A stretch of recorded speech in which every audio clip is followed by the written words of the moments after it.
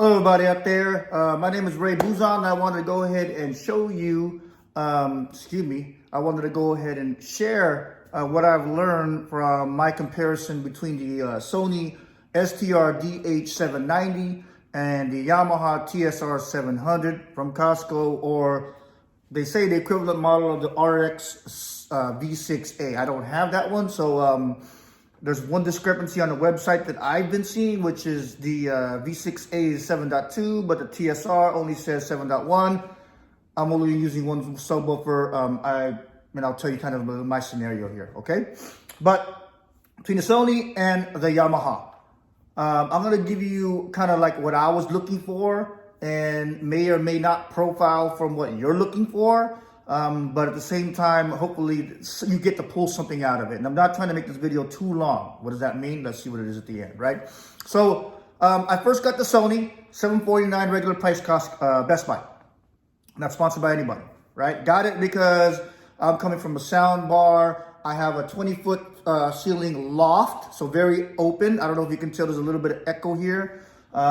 So I had a decent LG. I reviewed it before. I'm not, you can take a look at that. And it was that up-firing sound bar. And of course, it's 25 feet, so there's no, and you can be, is it snake oil? Is it real? Is it not? It was real for me when I was living in a smaller condo, a lower heighted seating condo. Worked for me. I could hear it, right? It did what it had to do. So then now what I did is when I moved into this loft, I wanted to still feel that atmosphere. I was kind of used to it already. So what I did is I went ahead and I went back to components, right? I went back into, because of the size of my place and everything too, I went back to components. And man, is it cheap. I'm talking about my components are from the last poly component I bought was probably in 2009, right? Last upgrade I did. And it was to go to a Yamaha amp. It doesn't mean why I'm going to lean to that conclusion here, but that's what I did. And that amp was like $1,200, right? A little bit more wattage and all that kind of stuff, but it was 5.1, right? So definitely different, but you get what you pay for. It still works. It works at one of my friends' houses now, and they love it, right? It's good quality, right? So between the Sony and Yamaha, let me get to what I got to get to right now. The Yamaha, it's $399 versus $499. So if $50 is hard to come by right now, then go to the Sony, right? You're going to hear this review a while ago either way, but I ended up, of course, choosing the Yamaha. And let me go give you some main things, right? Looks-wise, Sony looks clean.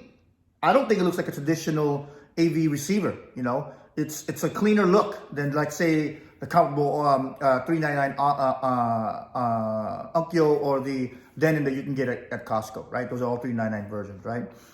It's a nice front-facing look. See my notes here. There's a couple of things that you automatically know if you're coming from, previous hi-fi AV backgrounds. The amp is light, right? But I have a low-end Sony that still works right now, so it works, So I'm a big Sony fan, Sony TV, right? So the weight, it makes you think, right? It makes you think. But again, I have a lot lighter version of it too, a 5.1, and it works, right? The depth, it's a little shallower. And again, I'm not a speeds and feeds kind of person, but the depth is a little shallower. So it fit in this cadenza, which is about only 15 feet deep. While this is more, you need more space. With the banana plugs, of course, you're going to need, between the banana plugs and the HDMI cables, you're going to probably need another 34 inches behind there where you're not crunching them. So you're going to need a good, 20 plus inch depth spacing, right?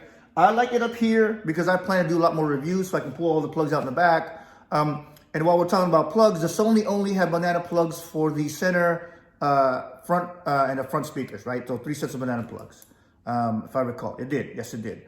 And just so happened one of the snap-ons, one of the push ones, it actually broke right away. I was able to fix it, but just FYI.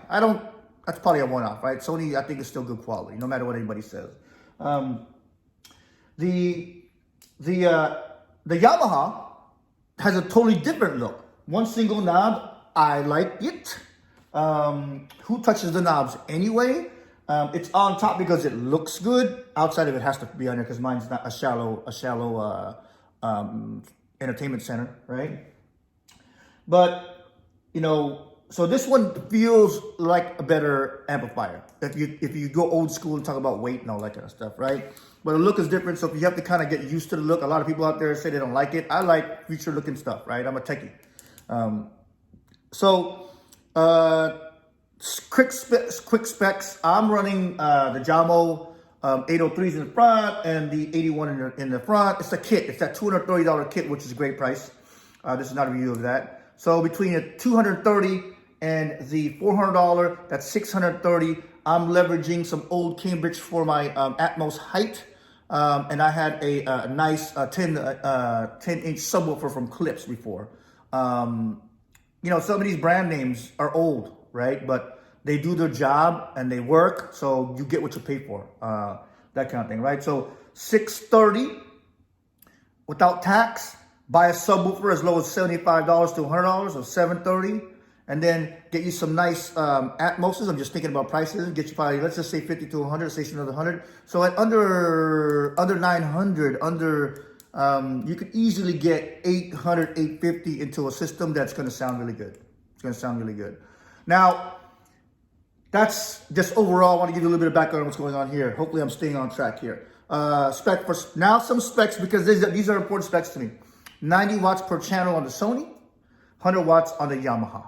You take that with a grain of salt. These are tier 1 brands, right? Meaning like they're higher end brands, so it's probably real versus like, I'm not going to mention any of the names, but you know, the flea market brands, right? Which, don't get me wrong, and back in the day, I had some flea market brands that said it was 1,000 watts and it was like very slim and it was booming, right? So, you know, just to each his own.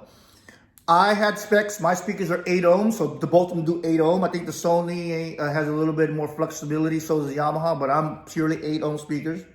Both go from 20 hertz, boom, boom, to 20,000 hertz, right? That kind of thing, right? So they're both even in that. I think the human ear, I'm not a scientist and I'm not a big, you know, a human ear doesn't go to 20,000. So, you know, I think if you get past like 12, 15, it depends on your speaker, blah, blah, blah, blah, all that kind of stuff. So, you know, is it true? Is it not? I'm not measuring all that kind of stuff. Does it sound way better than my soundbar? Heck yes, right?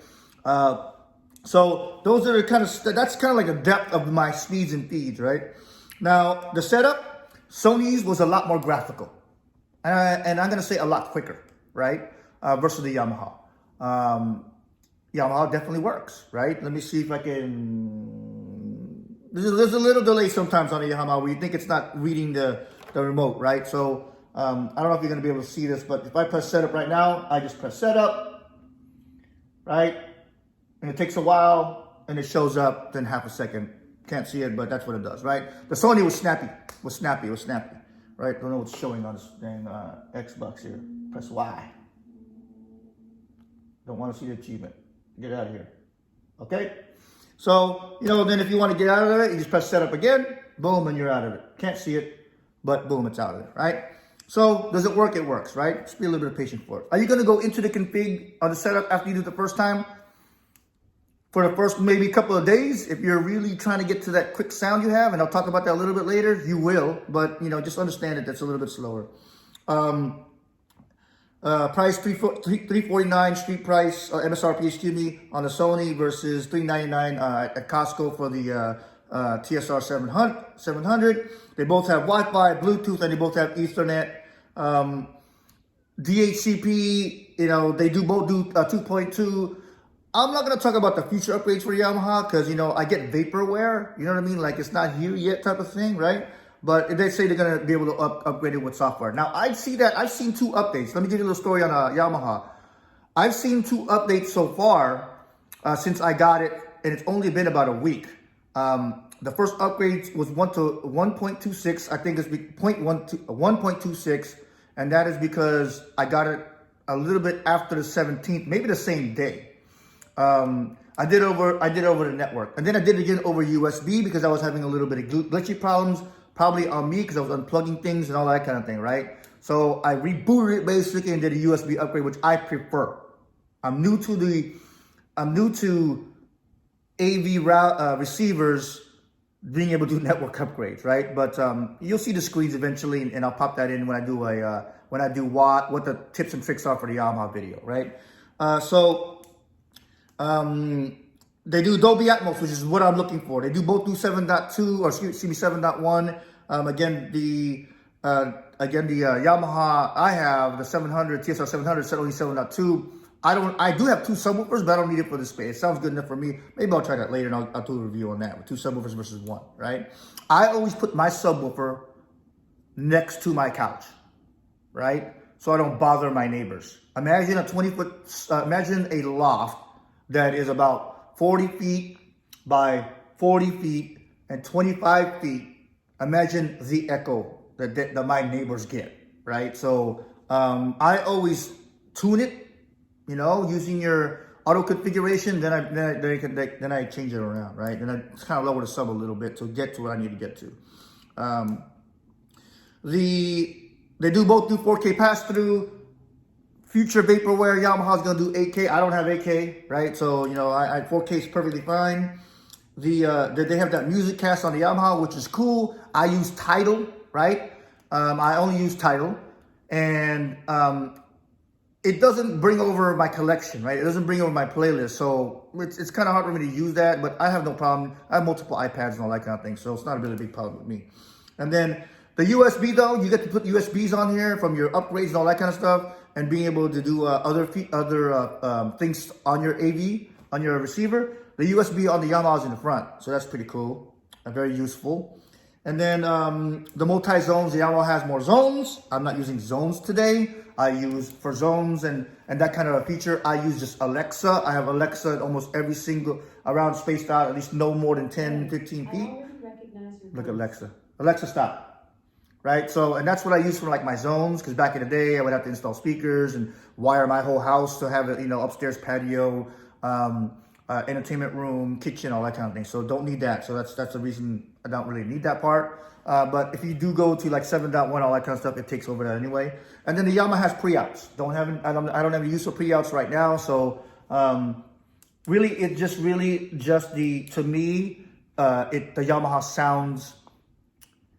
You know, you're gonna use terms. Does it sound warmer? Does it finish off a little more? I mean, like, that note that you know, and this is, if you're new to this, you're just gonna have to have your catalog of music and your catalog of scenes, right? You know, I treat albums to tracks, like movies to scenes. Hopefully you get that, right? I had to explain that to somebody recently. Why are we watching the same scene? I said, the scene's like the same, like the number track 6, you know, was it number 12 on Chris Stapleton's, you know, 10 and 12 are my favorite songs. You know what I mean? I don't listen to the whole album all the time. So I listen to the scenes, right? So it's just weird. And I'll talk about that all of it later. But that being said, you got to know what they sound like, at least what you know they sound like, to get to that every single time. And that's just little touches. With AV, it's a little different than hi-fi. Hi-fi, you cant the speakers. I'm going to call it canting. I know there's probably a different term. And you got to make sure that the tweeter's at ear level and all that kind of stuff. But an AV, it really is just, you know, the distance between you and the speaker, the level of that, and all that kind of thing, right? So you're gonna get there. And there's a lot of scenes out there. If you just search that Nakamichi, I never had a Nakamichi anything, but I do trust them, the brand, and they have this list that has great scenes. 5.1 to Atmos, right? And it tells you sometimes the numbers. And I'm going to put some scenes that I know that are Atmos in there as well, right? That aren't on that list. But you know, this is a community, right? So that's my 2 cents between the Sony STR-DH790 and the Yamaha TSR-700, aka the RX-V6A. I'm trying to keep this video down. Let me know what you want to know about the Yamaha. I know I'm going to do 2 videos for this. One is how I set it up in this loft. And number 2 is some of the things that are in the manual, but the manual is online, so you don't even get a physical manual. At least I didn't. I'll double check my box. But some of the things where you know what I need to see in my front display, and you can't do that through the remote, and you can't do that through the digital setup. Let's just call it that, on-screen setup. So you do it through your Yamaha, and hope this helps. You can ask me questions. I'm more than willing to answer. If you come up with some issues, I'll try to help as well, because then maybe I'll learn something and we'll both all learn together. And again, this is Ray Buzan on my cooking channel. I'm Sugar Ray, and this is me trying to share what I'm doing right now, which is getting him back into the component level of AV.